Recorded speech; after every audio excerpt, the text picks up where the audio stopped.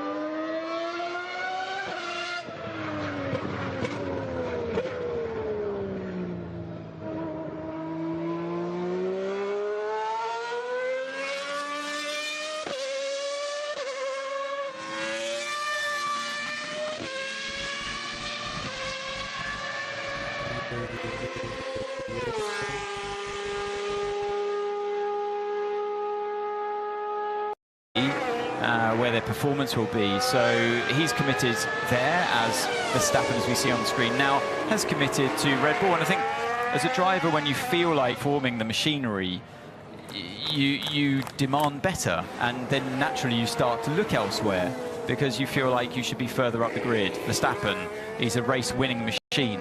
He deserves to be hunting for podiums and race victories all the time, and he's obviously put his faith in Red Bull that they can deliver that going forward.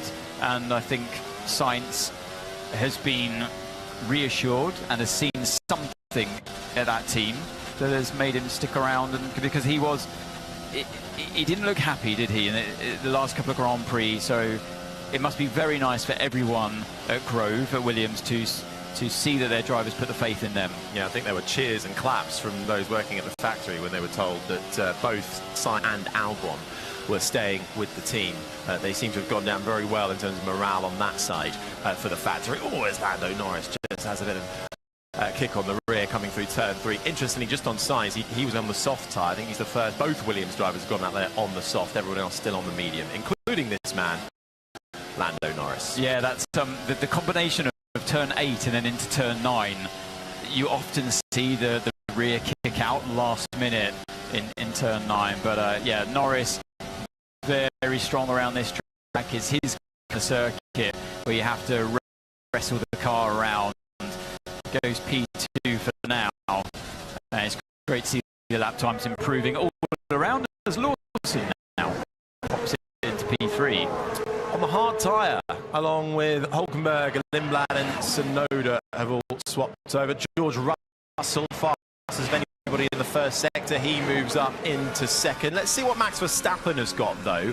Running some new bits on the front end. He's got some Flovis on the front right, has Max Verstappen on that Red Bull. Coming through the final corner now, taking that 18 degrees banking, and because it is so banked, it's a long run to the line on the hard tyre, and it's 12th fastest with a 1:17.7.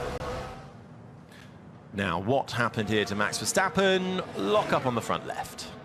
Yeah, you really want to be riding that orange and white curb, getting as close to that as possible. So yeah, it's an incredibly tricky chicane, that one. It's a bit of a blind turn in through the right of turn 11, and then into 12, the left-hand part where he locked up. The track severely dips away from you.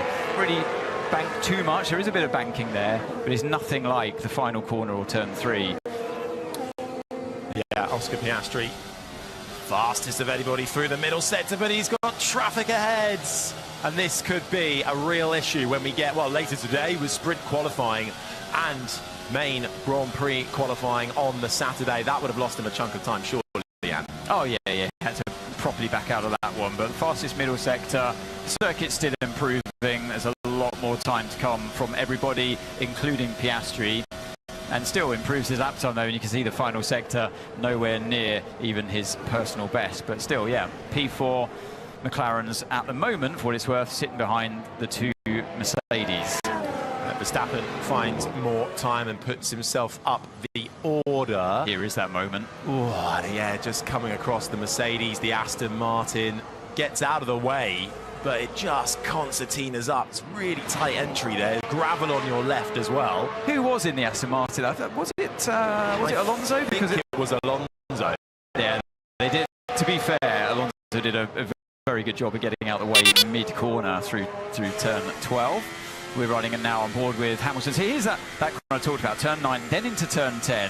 Look at this for some bizarre lines that different drivers take around there. So some go for the very late turn in, and apex super late in the corner. Hamilton this time around looked like he apexed quite early and run it round the inside of the corner in its entirety pretty much, but very snappy. You've got a lot of power here at play, like we saw in Budapest. Every time you put your foot down on that right throttle pedal, you're getting a delivery of over 1,000 horsepower, don't forget. The car's got a lot less downforce than last year. It's a bit damp out there. It's very tough work, this circuit.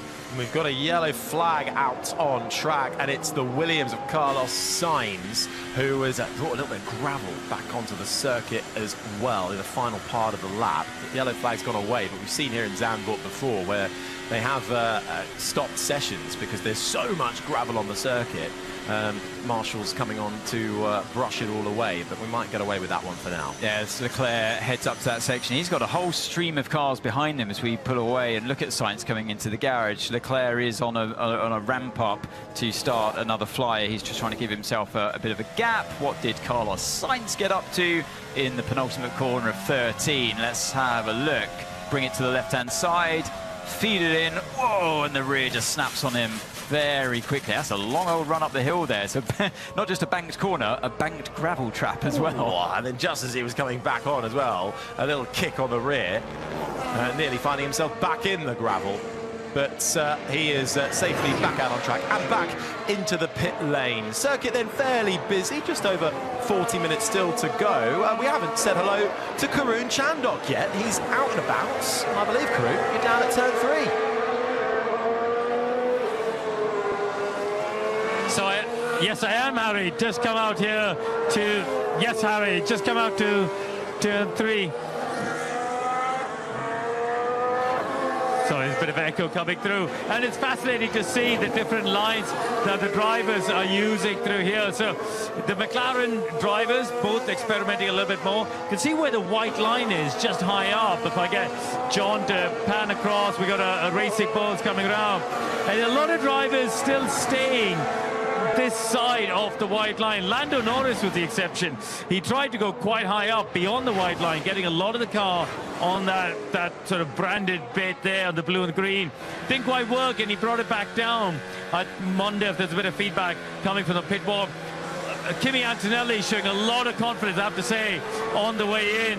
He goes with a slightly shallower entry for the early part of the corner, makes a bit more of a V, rotates the car, but I have to say the Mercedes does respond incredibly well on the front end. He's able to get that rotation that he needs and launch himself up on the exit over the crest. I have to say also, Liam Lawson, I think, has started off very well, showing a lot of confidence early on. Here comes Lando now, as you can see, not quite going over the white line as much. But Lawson, I'm encouraged to see how much confidence he seems to have right away. Up in the distance, the rain clouds are looking pretty ominous. I'm just going to go around here to show you.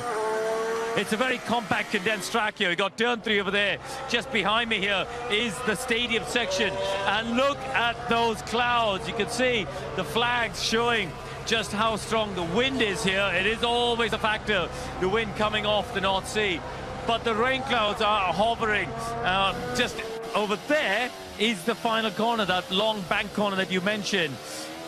I think this is going to be a factor all through today. It's going to build up pretty quickly and dissipate pretty quickly as well. But if we come back up to the corner itself, we'll just get the camera back in the hole. Here comes Lewis Hamilton on a cool lap. You guys are talking about traffic. I'm seeing lots of drivers using the lower line to try and just get out of drivers' paths. And traffic is absolutely going to be a factor. This guy we've just seen going past, Esteban Ocon, is what I want to mention. He takes a really curious line. He seems to go in to turn 3 much shallower than other people, and I'm not convinced it's working for him. So we'll see what unfolds. But here we go. I will leave you there with the home hero, Max Verstappen, who seems to be pushing on, and I'll throw it back to you guys to keep an eye on his lap times. Yeah, thanks, Karun. We certainly will. Max Verstappen currently up in 6th at the moment, but he's out there on that hard tyre. This happened to Carlos Sainz a few moments ago, coming towards the slow chicane, slams on the brakes, the front right doesn't want to play ball, and into the gravel he goes. Yeah, the end of Sector 2 or beginning of Sector 3 has not been too kind to him in the last couple of laps, so a bit more gravel to be swept out of that Williams. Hopefully it hasn't done too much damage, as Verstappen, who was on a bit of a flyer there, has a huge snap of oversteer mid-corner of turn 12. That 11-12 chicane, oh so tricky to get right. And you get to see now, because of this crucial FP1 session with just 37 minutes remaining of it, Harry, the one and only test session before we go into the serious business of sprint qualifying. You see the drivers really having to fast-track their learning. Usually FP1, you've got the luxury to build yourself into it a little bit, step by step. Now you're seeing drivers pushing for all their worth, and that's why we're seeing these kind of mistakes happening that we would usually start to see in an FP3 session. So here we go. So he turns in well into 12, or the rear is a little bit unstable, and then just there, it's that extra downshift he pulls, isn't it, into 12, which he often complains about, the severity. I was almost in the wall because of that downshift. It's ridiculous. Okay, understood. On cue, Ant. We know him so well, as does GP. But I could actually, to be fair to him, I could see it. It did it to him on the way into turn 11. It did it in the middle of turn 12. And I've never had, or we've never had, any better demonstration of what Max Verstappen is talking about when he refers to his poor downshifts. It momentarily locks the rear tyres up when he's shifting. So you're already at the threshold of braking on the rear of the car, and then that one extra request of downshift tips it over the threshold and locks the rear tyres up because of that extra torque it's giving, negative torque. So that's what he's oh so sensitive of. It gives me an indication of how far Verstappen pushes the brakes, especially the rear of the car, in mid-corner phases, and I'm not sure many drivers pushes it to that kind of level. So for him, I feel like those extra harsh downshifts give him, he's more exposed to it basically than other drivers may be. Well, he's always been very sensitive to that, with it's just over half an hour still to run of this one and only practice session, though, as the conditions might well change soon. Hamilton currently fastest.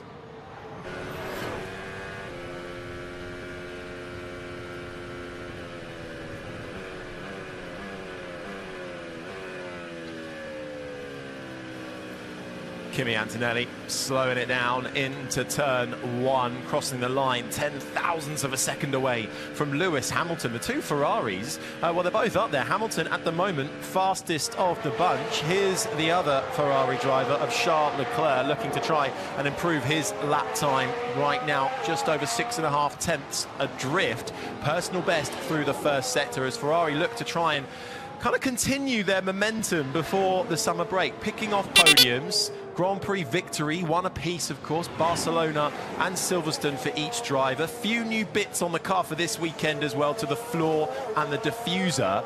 Could it be a strong weekend for the Ferrari drivers? It really could be. You know, they've been shadowing Mercedes pretty much the whole way through this season, and when they get it more right than Mercedes do, they can beat them. Mercedes, they are beatable, and Ferrari have proven that. McLaren proved it last time out, didn't they, with Lando Norris at the wheel, especially around Budapest, and doing his thing there as he did. So Mercedes are beatable. They've got a very different strategy when it comes to bringing their upgrades along. They're bringing bigger. It looks like Kimi's actually had a huge lockup there somewhere on this particular lap. He just had a brief yellow flag that's gone in again, so I wonder if we'll get a look at that. I think Kimi was coming around turn 9, turn 10. Looks like maybe, oh yeah, so this is, oh, what's happened here? Through turn 9. Oh, he's had a spin. Oh, he's going very slowly on the entry. Was he trying to get out of the way? He had a car behind him. Was it one of the racing? But yeah. Yeah. Tried to get out of the way. I don't know what the heck happened there. We'll have a look at that.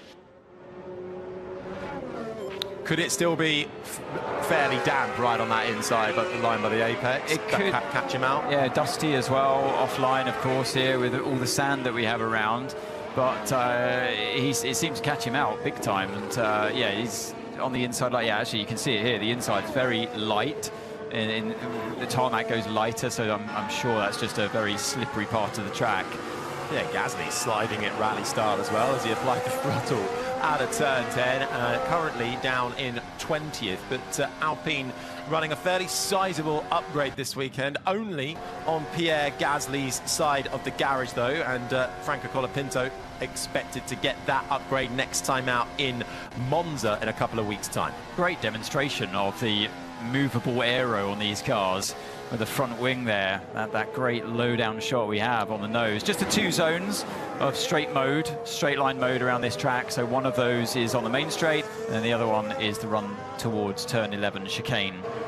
and that's your lot. And that is indeed your lot. Kimi Antonelli back out there. He's found himself behind the Haas of Esteban Ocon, and I think they're all going to field their way back into the pit lane with just over half an hour to go. Certainly has dried up since the fairly torrential rain that we had this morning. A good lap from Gabby Bortoletto, who's up there in 7th at the moment, only 8/10 adrift. Fastest of the lot, though, at the moment in pit lane currently, Lewis Hamilton and his Ferrari.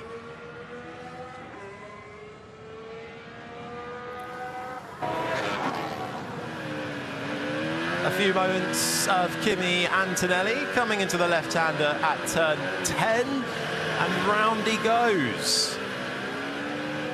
And just trying, we think, to get out of the way. I don't know what the heck happened there. Yeah, we'll have a look at that.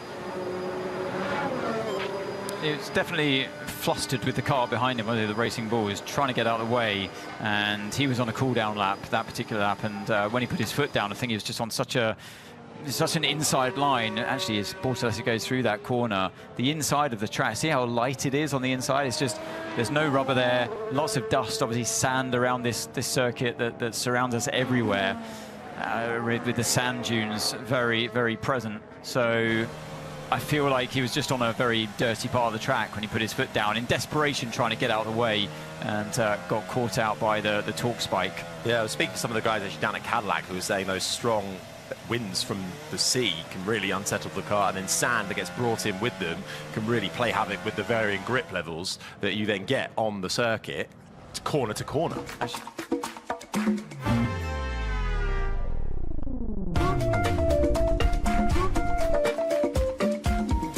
For the apex of the corner, let the Ferrari go, and then he got on with it, and as soon as he did, he went immediately back to the racing line. So I think Kimi was perhaps pretty compromised there.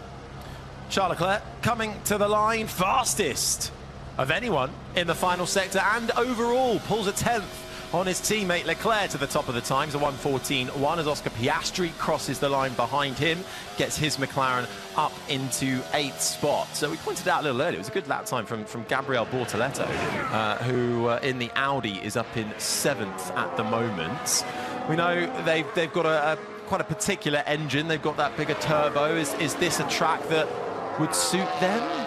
I think they struggle with the energy recovery, so Budapest suited them well, and I think this circuit will suit them well on top of that, and I think they've got a pretty quick car. Speaking to other teams that are fighting them in the midfield, they're all wary of Audi's strength in medium speed corners, and that's exactly what Budapest and this circuit are made up of. So I feel like this could be a good circuit for Audi on many levels. So yeah, let's keep an eye out for them and see what they can do this weekend. Obviously two very strong drivers, and that lap was done on hard tyres. Yeah. I think you mentioned, Harry. So yeah, splitting the McLarens at this point for what it's worth. First points for Nico Hülkenberg last time out as well, which seems ridiculous to say. He's come close so many times, but finally got rewarded.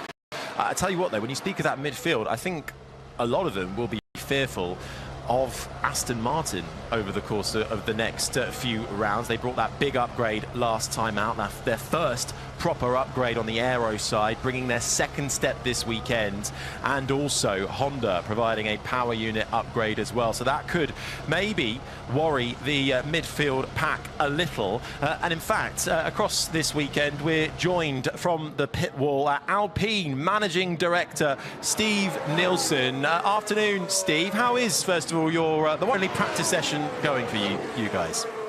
Yeah, afternoon, thank you for that. It's going well, obviously tricky to begin with because it was damp, so everybody was kind of just waiting for that to go away. Ran some intermediates and then got onto dry tyres, and so far it's going pretty well, just praying it stays dry to the end. And we get lots of good laps, and yeah, the aero package on Pierre's car is looking good. Unfortunately, Franco doesn't have it, so that explains the performance difference, but yeah, enjoying it so far. Hi Steve, it's Anthony alongside Harry. So are you running a bit of a split program? I know the aero is different on your two cars, but do you have to run a split program? Is that necessary these days in Formula 1 when you're so limited for time? Yeah, particularly with the sprint. And as you can imagine, we got 1 hour. We normally have 3. A whole different aero package to evaluate. So yeah, split programs is what we're doing. And is this to really reinforce that tight fight in the midfield pack? Not only are you fighting with Racing Bulls for that 5th place, but we were just chatting about Aston Martin and their upgrade steps. Is that something you're a bit worried about and keeping track of? Honestly, we're just pushing as hard as we can in every direction and hoping that we can develop faster than other people. But yeah, you're never really comfortable with anybody, you know. Aston Martin are clearly making big gains. Racing Bulls, unfortunately, have slipped ahead of us in the last few races before the break. So we're just piling as much performance as we can on, and hopefully we'll make the points back in the rest of the year. And with these mixed conditions, or potentially mixed conditions that we have here, Steve, how does that impact your setup, things like ride heights on the car? Because as we know, in the rain, you only get the front wing activated with the straight mode rather than the rear and the front wing. How do you sort of juggle that from a team's perspective? Honestly, and far cleverer engineers than me work that out. Oh, me and Harry got no chance. I like the honesty, though.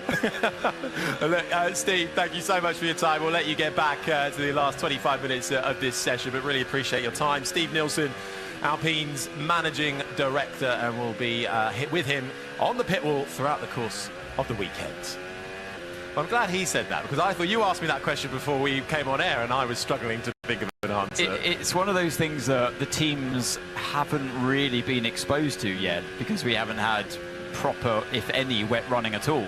And I'm fascinated to see how that one will play out. So I'm sure a lot of the teams will be praying for the rain not to come. But if it does, then that's another consideration as we get back to the medium tyre running on board with Kimi Antonelli out of turn 9, where he had that moment earlier on, and now down into that blind entry of turn 11. The car goes light, and then the track dips down before turn 12. Sorry, Ant, just seeing we've got an arrival. I think he's probably watching Sky Sports F1 on his phone. They're keeping up with FP1. It's Isaac Hadjar, who, if you missed it this morning, is set to stand aside this weekend, picking up an injury to his wrist whilst training in the summer break. But he is here and at the track. Yeah, great to see him here. And he's not the only Red Bull driver or part of the Red Bull family that's been at this circuit with wrist damage. It's kind of unbelievable, isn't it? But it really seems history repeating. It seems that at Zandvoort, Liam Lawson's phone rings a fair amount more than anywhere else, perhaps, with Lawson making his Grand Prix debut a few years ago here in for Daniel Ricciardo, who was the man that crashed at turn 3 and injured his hand as well. We were speaking about Aston Martin a few moments ago with Steve Nielsen at Alpine, and whether they're worried about Aston Martin and their rapid gains. Alonso up in 13th at the moment, Stroll in 15th. This is Fernando Alonso on the medium tyre. I mean, you could just see the transformation in Hungary. As soon as they applied that aero step, straight away they were in a fight, because they haven't been in a fight all year. Well, they weren't, with all due respect, they weren't plumb last, were they? Is it? Yeah, Alonso, many people have been caught out by that particular corner, but they were usually just nailed on to the bottom of the timesheets. That's where we had become, unfortunately, accustomed to seeing them. And then suddenly, you get the upgrade, a significant upgrade, almost to the point where it was a B-spec car that we had, with the great mind of Adrian Newey there on the pit wall doing his thing with the design work, and suddenly they were around, funnily enough, P13-ish in Budapest the whole way through the weekend. That's where Alonso seemed to find himself, a little bit further back when it came to the real deal in qualifying, but let's see what they can do here this time around. So this is the moment he had just a little bit too much speed into turn 11, and the slight lock-up of the front tyres, and you have a small trip through the gravel. Actually, the inside of that gravel trap is resin bound, so it doesn't move.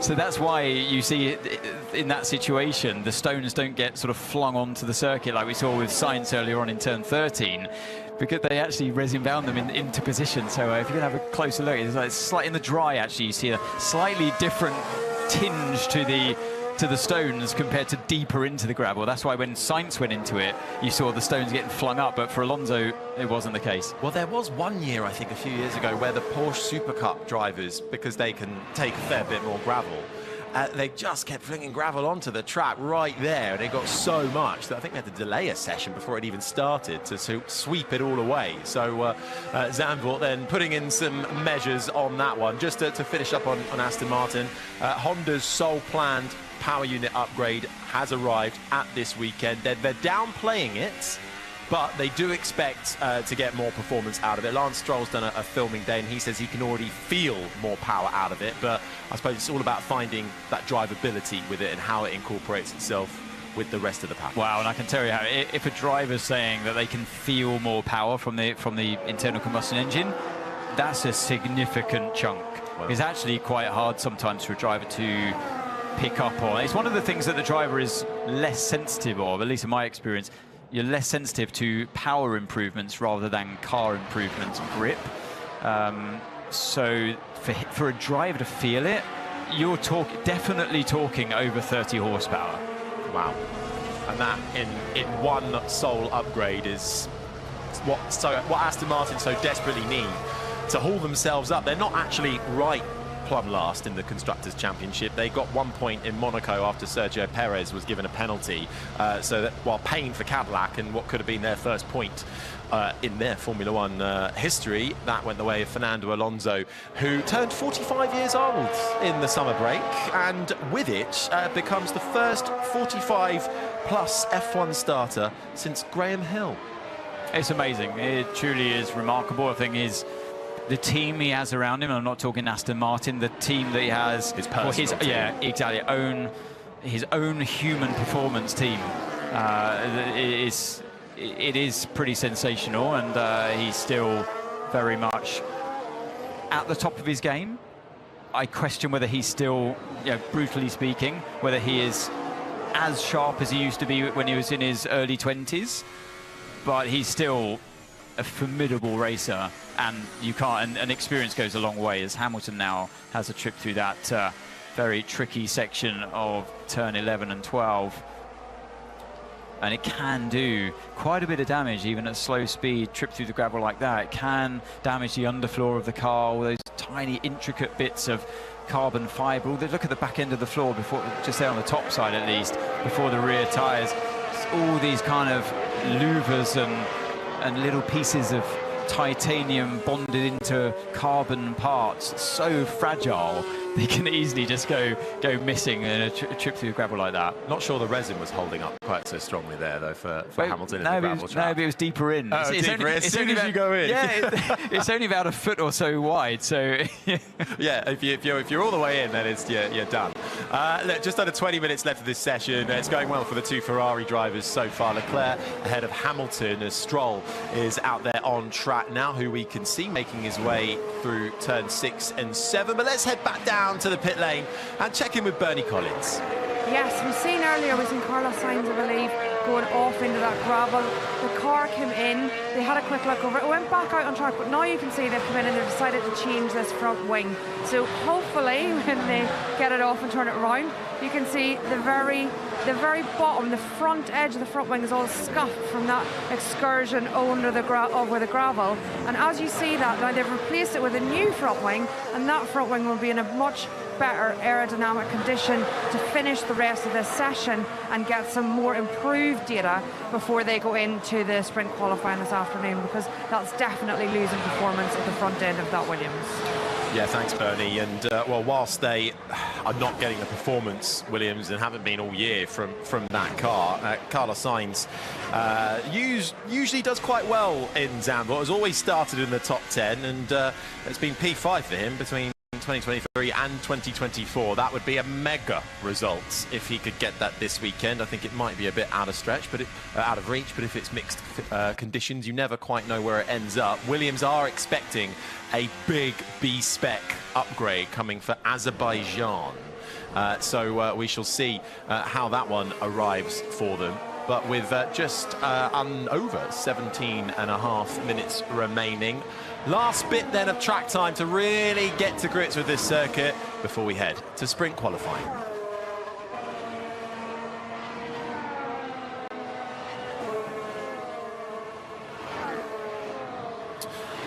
Taking a look at one of the Audis, Nico Hulkenberg here, Gabriel Bortoletto still up there, that time holding up there with the hard tyre in 7th spot from a little earlier. Just under a second away from the likes of the Ferraris. Hulkenberg 1.5 seconds on his quick time on the hard tyre, enough for 11th fastest. Yeah, so he's done 18 laps, the graphic said, on that hard tyre, so they're starting to feel it now.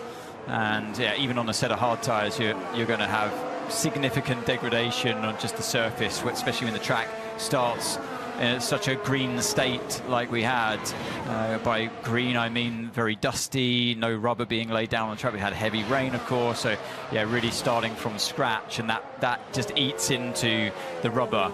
So yeah, desperate for another set, like a few others have done, I feel, but 18 laps on tyre, yeah, pretty significant for the Audi. And let's check in, shall we, on our newbies of sorts for this weekend. Liam Lawson, who's up in the Red Bull, 10th on his quickest run. So where's Max Verstappen? 6th, 7 tenths of drift. Lawson 1.2, and then Tsunoda's only a couple of tenths behind Lindblad in the Racing Bulls. Not bad efforts, I say, from either driver. Yeah, really looking good so far, and obviously it's Tsunoda that has the hardest task, I feel, compared to Lawson, but yeah, despite Lawson going up against the might of Max Verstappen, and particularly around this track, there's another yellow flag, Harry, out there. Just popped up briefly on the screens, but it's gone away now. I wonder who that might have been. Maybe it's a little skirt through the gravel again for someone. I'm sure we'll get shown it as it appears. Max Verstappen heading down into Tarzan, turn 1, as his engineer, Jean-Pierre Lambaesi, makes a note of the data. Was it Verstappen that brought out the momentary yellow flag coming through the slow chicane into 13? Ooh, back end getting loose. Wow, all pretty reminiscent of Sainz. Just trying to see, Harry, how many laps Verstappen has in our tyre graph that we have out there on the hard tyre. I'll let you... Is it 17? 17, okay. 17 on the hard tyre for Max. So 2 less than what Hulkenberg has. You can see a little band developing, but as the active aero activates, and you can see, and we've got a nice comparison there between Verstappen and Lawson. Verstappen in the corners and the straight, it's kind of 50-50. Yeah, I would say from that. It is a fair split there, isn't it? But most of the time from Verstappen actually being made up with the straight line speed, but perhaps a lot of that out of turn 3 comes from his exit, where Karuma's brilliantly standing earlier on and given a great insight. It's so good to see the cars run that wall around. It's pretty much a wall at 18 degrees banking, and that's where a lot of speed can be carried. It certainly can. Right into the last quarter of practice 1, and it's Charles Leclerc and Lewis Hamilton still on top.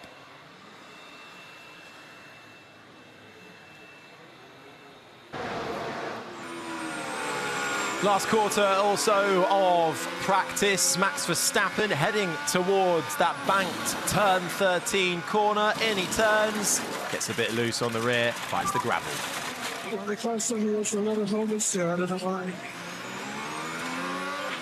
So you get a lot of tyre overheating in the final 2 sectors here, or especially the final sector, because it's a different tarmac.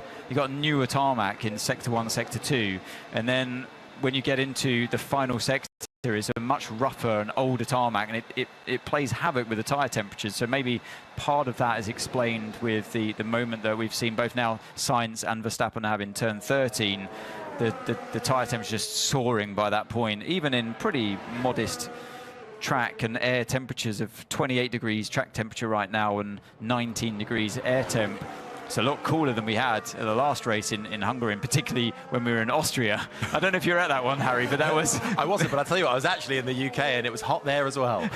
It was, yeah, one of the hottest Grand Prix I've ever been involved with. The Austrian hill hiking for you, then? You could feel it coming through the tarmac, through your shoe.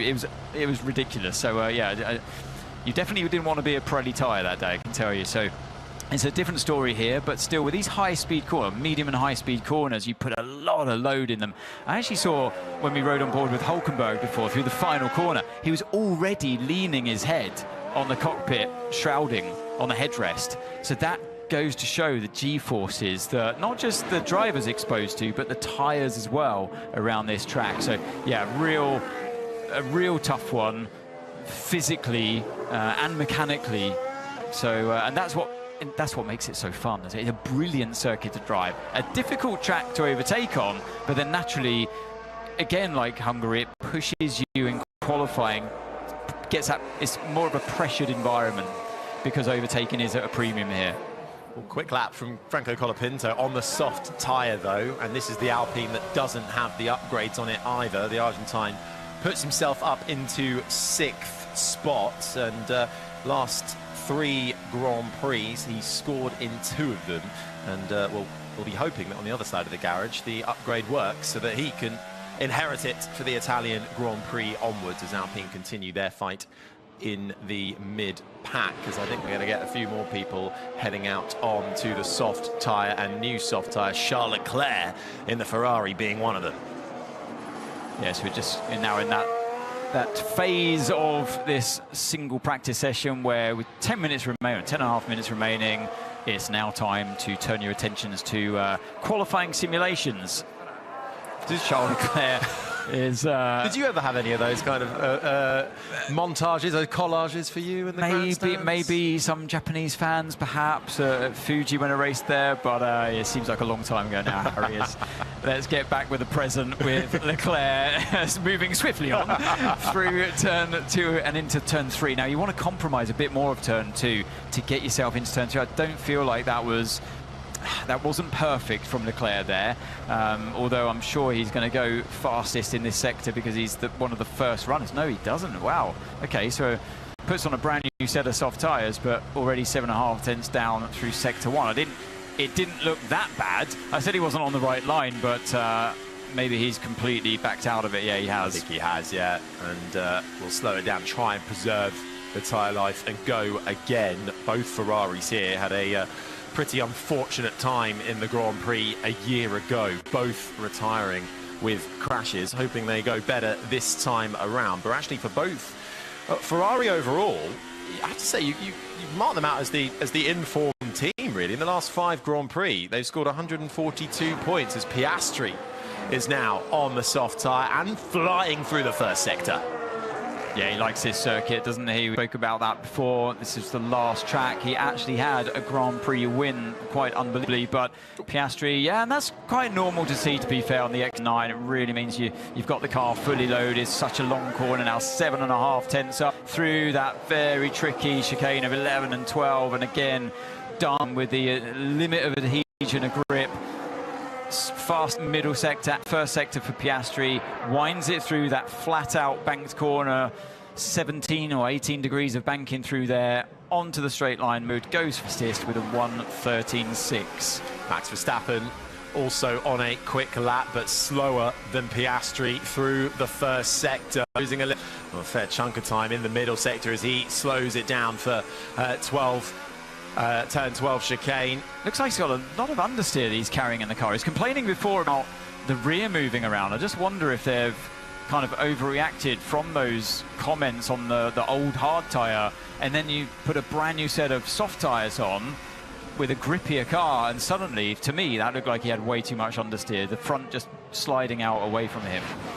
Hamilton's going to start a lap. Charles Leclerc's going again, and it's much better this time round from the Ferrari driver. Fastest of anybody through the middle sector, around that banked final corner. Try and carry the momentum, maybe get a bit of tow from the car in front. It's Hulkenberg, and it adds to his time, and he goes to the top with a 1:13.3. That was a very handy tow that he picked up there, but his teammate going even faster. Lewis Hamilton on his first lap here.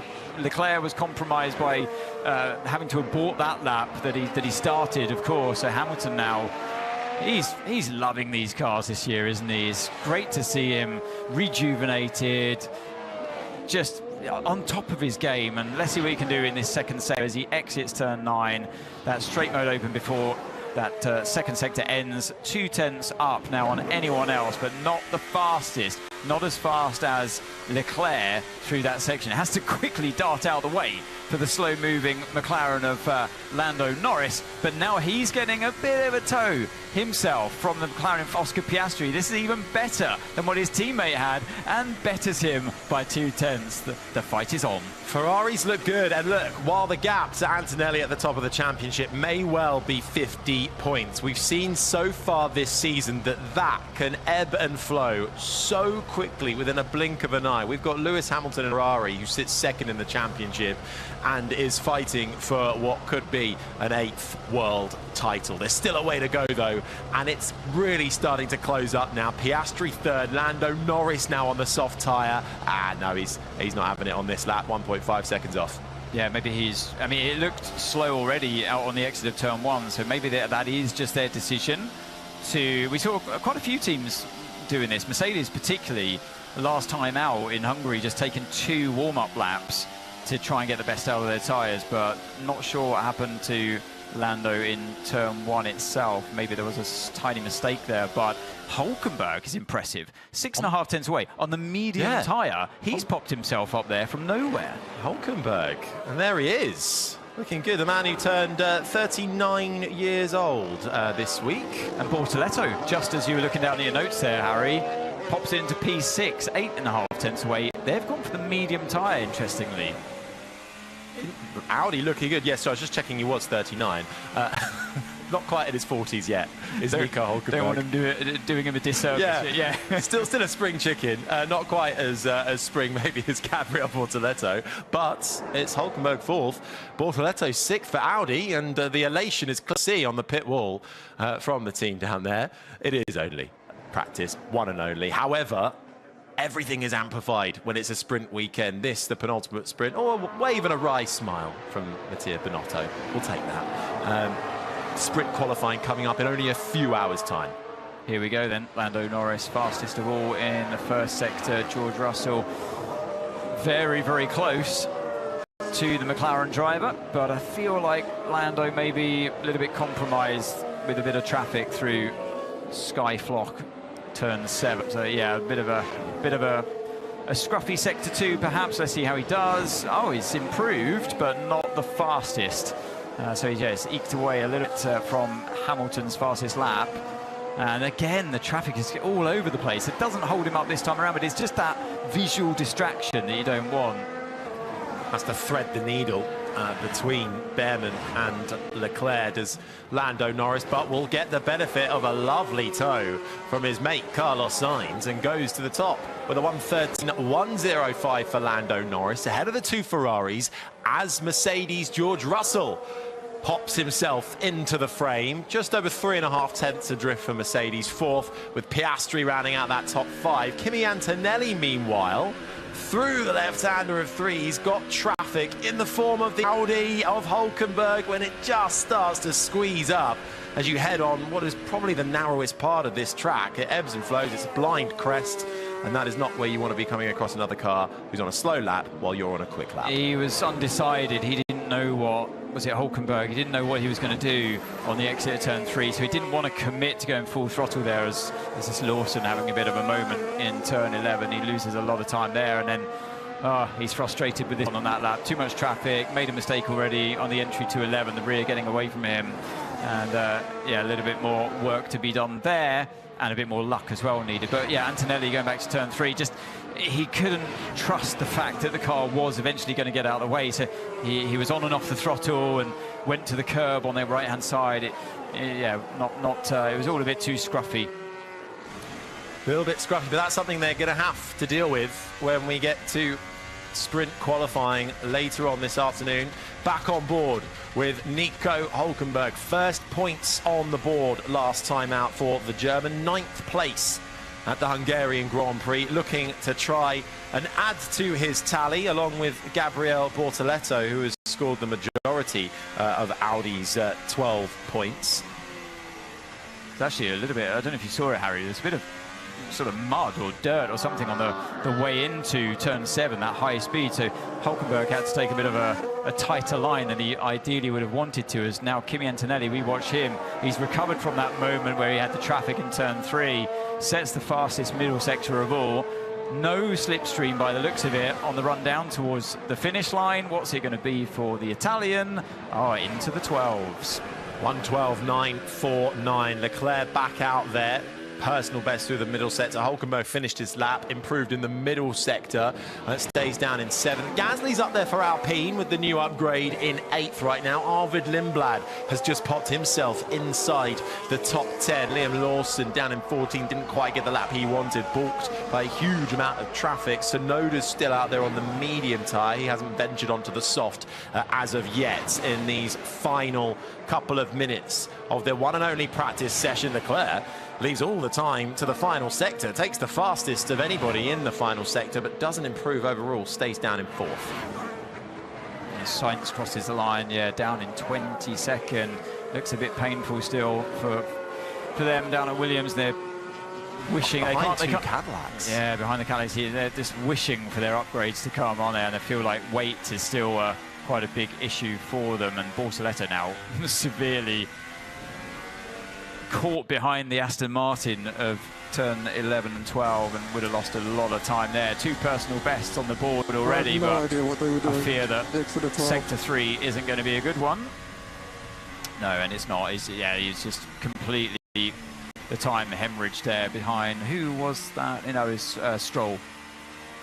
Bortoleto then eases off in his Audi, scored points in 2 of the last 3 rounds. Now this is what happened to Liam Lawson. Oh. Yeah, so it was a bigger moment actually than what I first thought. And then, wow, lots of wheel spin on the exit, just in desperation to get past the Cadillacs that were on their I have no idea what they were doing. Exit the 12. Yeah, but the damage was done already on the entry to turn 11. And so, yeah, that was gone. But I think, all in all, Lawson's had a pretty productive session. Verstappen down there in P11 as well, Lawson P14. So that's been a tough one for Red Bull. It looked like Verstappen had too much understeer in the car. The front just not biting, they call it steering authority. Just hasn't got the steering authority in that car to send him through the corners. Norris now improves the middle sector. Really good middle sector. Well, we mentioned before that he had the pick in his previous attempt. The tyres hanging on for a second lap here, but not a personal best or even not a great sector in sector 3. No, improves slightly to get within 1.5 tenths of Kimi Antonelli, who is finding time out there. So too is George Russell coming through the final corner now. 5th at the moment. Can he improve? He can, and it's up to 3rd. Oh, that was a bit of a snap for Leclerc. He's so desperate to get on throttle, and we know that corner can be a problematic one. And it just overdriving. Thought that was going round at one point. Pushing the car to a place where it doesn't want to be pushed to. And again, into turn 13 as well. Just, you've got to explore. This is the right time to do it. Right at the end, he put a good lap time down earlier on. P5, just what, half a tenth away, or a tenth away, in fact, from his teammate. But Russell improved again on his second lap, his second go, but very close with Lando Norris. It's getting tight up at the top. Let's ride on board with Charles Leclerc during that moment. It already began the corner before. Yeah, it started there. The tyres remember that. They remember. And when you come to turn 11, you've got less rear grip than usual. You slide even more, and it's just this exponential loss of grip. The tyres really do have a memory. I speak to a lot of drivers who drive these current cars, and they say any time you slide it, you get literally to the next corner, and you've got a third less grip or a quarter less grip than what you had the lap before, and you just have to then almost take a reset to bring the tyres back into a place where they're happier. So that's exactly what happened to Leclerc there on the end of that lap. Top 5 split by less than 0.3 of a second in the first track action back from the summer break. Kimi Antonelli, fastest of the lot by just under 1.5 tenths. Good start for the championship leader. it is a good start, and especially when you think that Mercedes haven't bought any significant upgrades here. So be pretty buoyed by that performance. And like we said before, qualifying so critical on this track. But Norris, the winner of the last Grand Prix in Budapest, is right there as a thorn in their side, splitting the two Mercedes. So this could be a very fun qualifying session coming up, Harry, for the sprint quali. Yeah, just having a little look at my very advanced weather radar on my phone, and whilst it's set to be cloudy and overcast throughout the day and the wind speed fairly high, we might get away with, dare I say it, oh, he's done it now, a dry session really for sprint qualifying. But we're in the dunes in Zandvoort. It can all change within 15 minutes. It really can. I mean, I just saw on one of the camera shots we had, I think we were looking at one of the pit wall shots, and you saw the rain coming down. There's a few little spots, and I can see streams of rain on our commentary box window as well. What is going on here? Lawson? Yeah, I think Liam Lawson was a little bit caught out there with what Yuki Tsunoda was planning on doing with his practice start. Yuki Tsunoda hasn't had that opportunity for a fair while, so this a really good chance for the Japanese driver in for Liam Lawson, who was in for Isaac Hadjar at Red Bull. Get a look at Charles Leclerc's start. I think Lawson's now lined up on the right-hand side behind Charles Leclerc. So initially he was on the left-hand side, but that put him much further back than maybe where he's anticipating to be. Maybe I'm reading into that a bit too much, but he pulled out and then joined Leclerc. So you're always told as a driver to go to the furthest forward grid spot unless it's that's behind another car. So if one car, say on the front row, you can't then stop 5 rows back and do your start from there. You have to go to the next grid spot behind them. So I think he just saw a further up grid spot, but on the other row, on the other line of the grid.